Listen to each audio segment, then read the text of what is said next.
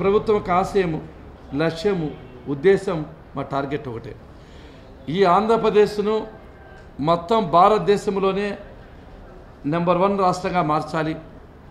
దీన్ని ఆర్థికంగా, సామాజికంగా, రాజకీయంగా, పారిశ్రామిక పరంగా, అత్యాధునిక సాంకేతిక రంగంలో కూడా నెంబర్ 1గా మార్చాలి. అదే సమయంలో ప్రజల యొక్క కనీస మౌలిక సదుపాయాలైన తాగునీరు, రోడ్లు, విద్యుత్తు, డ్రైనేజీలు వంటి స్కూల్స్ వంటి అటువంటి మౌలిక సదుపాయాలు కల్పించాలి.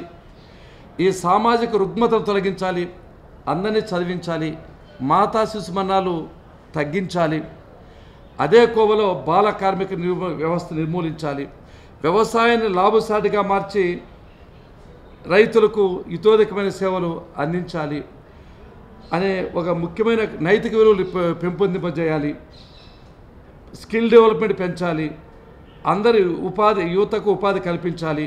ఈ రాష్ట్రాన్ని ఐటీ హబ్గా, పారిశ్రామిక హబ్గా, వ్యవసాయ హబ్గా, ఒక గొప్ప ఆధునిక సాంకేతిక పరిజ్ఞానం రాష్ట్రంగా మార్చాలని ఆలోచనతో ఈ ప్రభుత్వం పోతాను. నాకు నమ్మకం ఉంది, విశ్వాసం ఉంది. వచ్చే 2-3 ఏళ్ళ లోపల ప్రతి ఒక్క ఇంటిలోనూ ఒక లిటరేట్ తయారవుతారు. ప్రతి ఒక్క ఇంటికి ఈ సాంకేతిక పరిజ్ఞానం ఉపయోగించుకొని డెవలప్ అయ్యేందుకు అవకాశం కలుగుతుంది. ప్రతి ఒక్క ఇంట్లో పారిశ్రామికత తయారు చేయాలి. అందరికీ ఉపాధి అవకాశాలు కల్పించాలి. తెలుగుదేశం పార్టీ ఎన్నికల సమయంలో ఏమైతే హామీలు ఇచ్చిందో వాటిని తూచా తప్పకుండా అమలు చేయాలని ఒక సదుద్దేశంతో ముందుకు పోతున్నాము. దానిలో భాగంగానే ఒక smart village, smart ward, smart Andhra Pradesh కార్యక్రమాన్ని కొనసాగిస్తున్నాం.